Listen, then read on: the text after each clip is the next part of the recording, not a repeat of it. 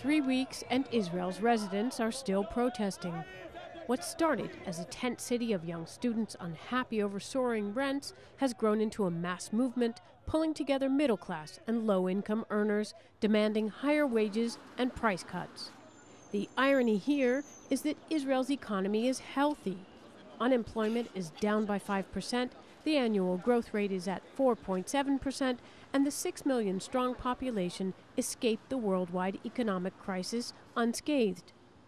But as this economist explains, the last couple of years, we've seen a phenomenon where, on one hand, salary did not rise as rapidly as the cost of living. That and government cuts to social programs have created a gap that becomes most apparent when comparing Israel's prices with the neighbors. In Sydney, Tokyo, Oslo, and Davos, around $30 will get you lunch. Same in Israel. But in Israel, people earn about half of what the others are getting.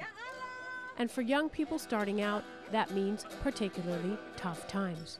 Studying in Tel Aviv, I wanted to rent an apartment in Tel Aviv.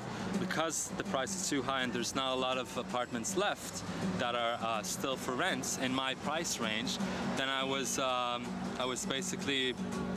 had to rent an apartment outside of Tel Aviv. Up to now, the protests were apolitical, but days ago, right-wing settlers set up their own tents and suggested more building in Palestinian areas as a solution to the housing crunch. Within a day, one of their tents was torched by left-leaning protesters. But anyway, economic experts say the true solution lies in the middle ground.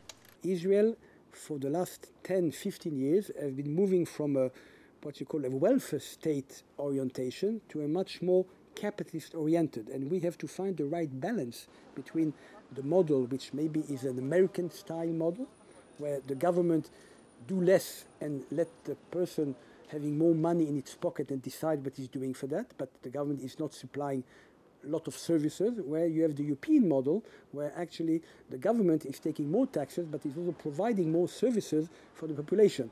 In Vancouver, Melbourne, San Francisco, and Tel Aviv, average monthly rents for a two-bedroom apartment hover around the $1,900 mark.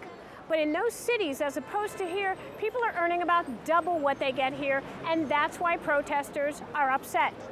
Israel's parliament's in recess for the summer, so legislation's not going to get passed through on this matter. However, analysts say that's not what's important.